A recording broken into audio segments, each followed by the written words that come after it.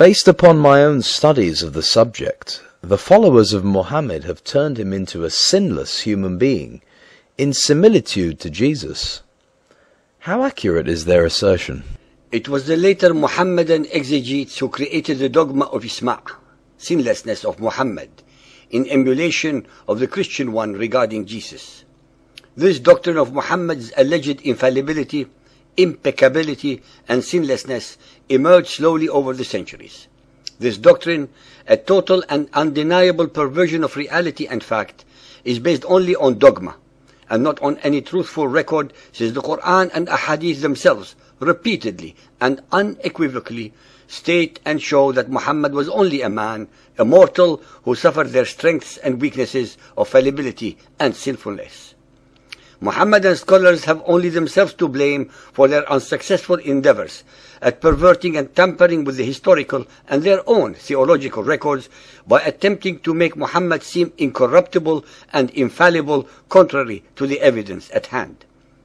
These distortions of the reports of the Ahadith are contrary to the Quranic verses which repeatedly declared that Muhammad was only a human messenger subject to human frailties and temptations.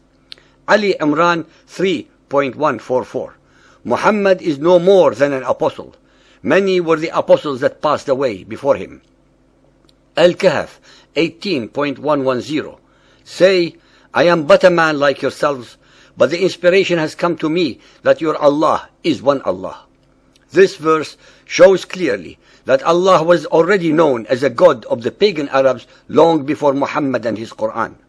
The only difference is that Muhammad insisted that Allah is one deity without any associates. Al-Anbiya 21.35. Every soul shall have a taste of death, and we test you by evil and by good, by way of trial. To us you return. Al-Ghafir 40.55. Patiently then persevere, for the promise of Allah is true, and ask forgiveness for thy fault, and celebrate the praises of thy Lord in the evening and in the morning. Al-Ahqaf 46.9. Say, I am no bringer of new-fangled doctrine among the apostles, nor do I know what will be done with me or with you. I follow but that which is revealed to me by inspiration. I am but a warner, open and clear. Al-Fath 48.1. Verily, we have granted thee a manifest victory, that Allah may forgive thee thy faults of the past and those to follow. Some of the commentators take this to mean sins committed by Muhammad before his call and after it. Others refer to the word to the liaison with the Coptic handmaiden Mary and to his marriage with Zainab, the wife of his adopted son Zayd. None of the commentators that have been researched, including Al-Bayzawi, Al-Jalalain, Al-Kamalan, and Hussein, give the last interpretation. They all say it refers to his sins before and after his call to the apostleship.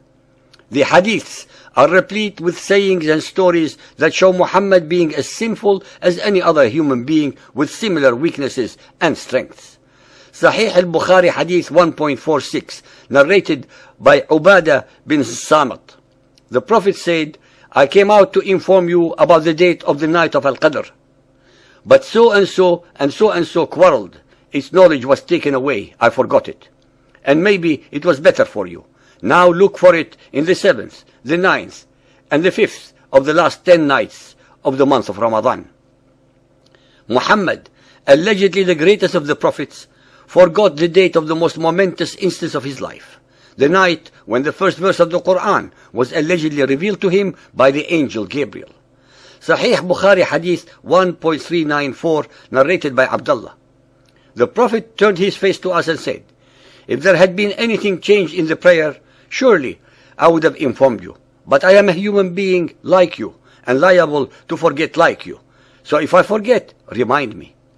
Sahih Bukhari Hadith 8.388, narrated by Aisha. The prophets used to say, O Allah, I seek refuge with you from the affliction of the fire, the punishment of the fire, the affliction of the grave, the punishment of the grave, and the evil of the affliction of poverty, and cleanse my heart from all sins. Sahih Muslim Hadith 328, narrated by Abu Hurairah. The Messenger of Allah said, I found myself in Hijr and the Quraysh were asking me about my night journey.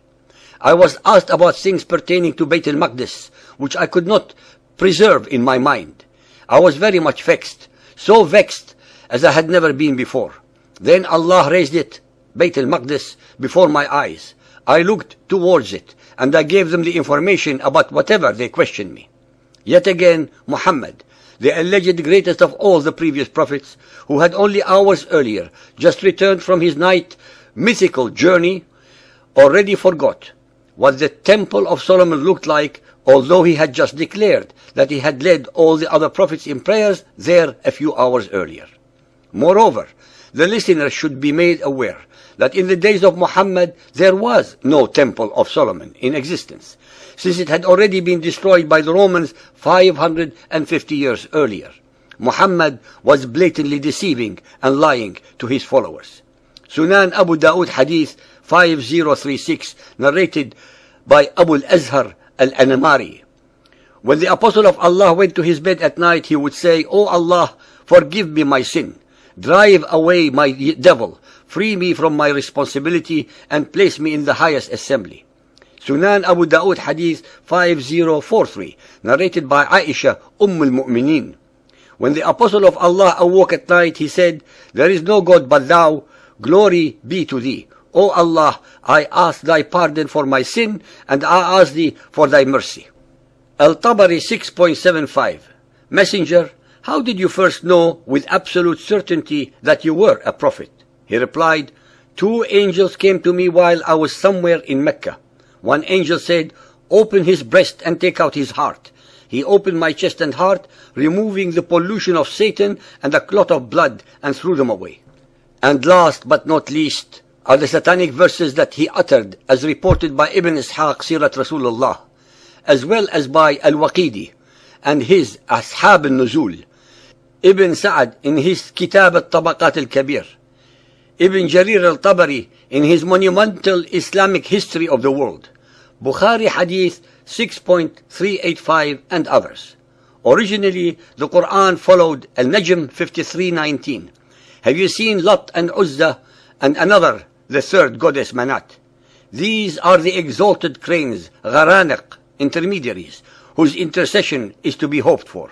These verses were later abrogated and edited out and replaced with 53.21. What? For you the male sex and for him the female? Behold, such would be indeed a division most unfair. There are hundreds more ahadith that reflect very badly upon Muhammad's character that no one can actually challenge, since they were not written by his enemies, but by the Muhammadan Muslims who had absolutely no reason whatsoever to make him deliberately look bad.